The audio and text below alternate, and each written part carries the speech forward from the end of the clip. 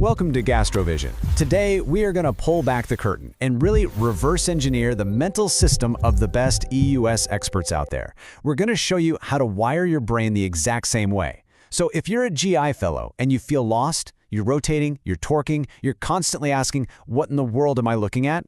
Then this explainer is for you. So let's just start with the brutal question you've probably asked yourself 1,000 times. You've put in all the years, you know the anatomy inside and out. So why does EUS-CO feel like you're starting from scratch? It's a really frustrating place to be, and trust me, you are not alone. Well, it's because the problem isn't your knowledge. It's not about memorizing one more anatomical chart.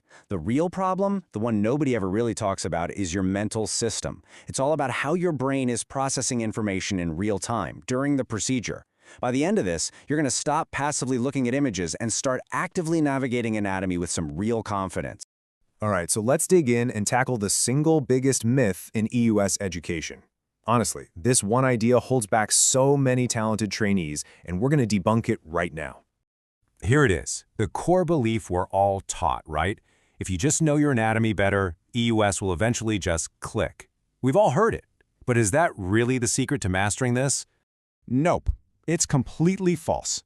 The best experts don't just have a better memory for anatomy, they are running a completely different mental operating system. And that's what we're talking about, their mental operating system. You know, think of it like software running in the background of your brain. It's a set of internal rules for actively navigating and interpreting what you see, instead of just trying to passively recall facts from a textbook. Okay, rule number 1 of this system. This is the absolute foundation, so really lean into this one.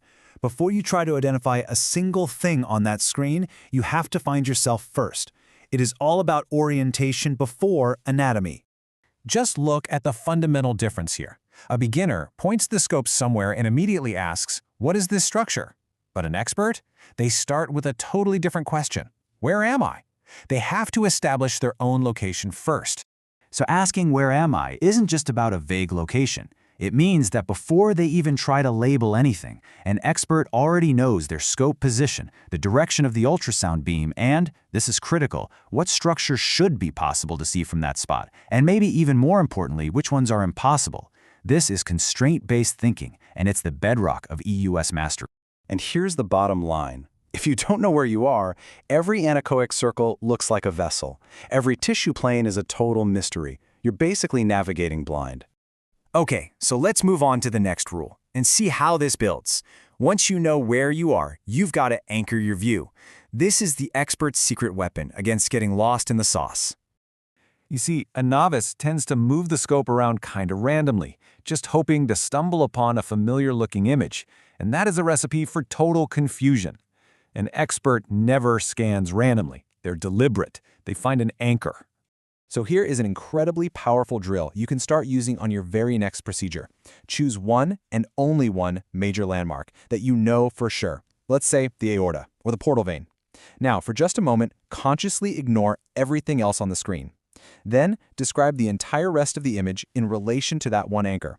This is anterior to the aorta. This is to the left of the portal vein. This single habit builds an unbreakable mental map. It's a game changer.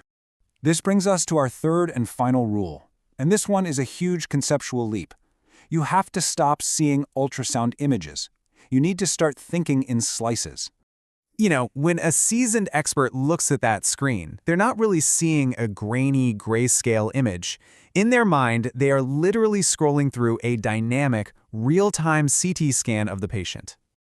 So what does that mean in practice? It means every single movement becomes purposeful. Rotation isn't random anymore, it's anatomical progression. A clockwise turn becomes the very next axial slice. Pulling back the scope is a clear craniocaudal movement. This is exactly why jerky, random movements completely destroy your orientation. You're just jumping erratically through that CT scan instead of scrolling through it smoothly. So the most important part of all of this is that you can learn to do this. This isn't magic, it's a system, and you can start rewiring your brain to use it, starting today. Let's just quickly recap the whole system. Rule 1. Always orient yourself before identifying anything. Rule 2, lock onto a known landmark, your anchor, and build your mental map out from there. And Rule 3, treat your scope movements as a logical progression through anatomical slices, not just random search. I think the most empowering takeaway here is this. EUS mastery is not some kind of innate talent that you either have or you don't. It is a learnable skill. It's about consciously choosing to think in a structured set of rules instead of just getting lost in a sea of confusing images. If you can rewire how your brain thinks, your hands will follow. So on your very next scan, ask yourself this one question. Are you scanning with rules, or are you just looking at images? I promise you, the answer will change everything. If this helped you, please comment, share, and subscribe to GastroVision.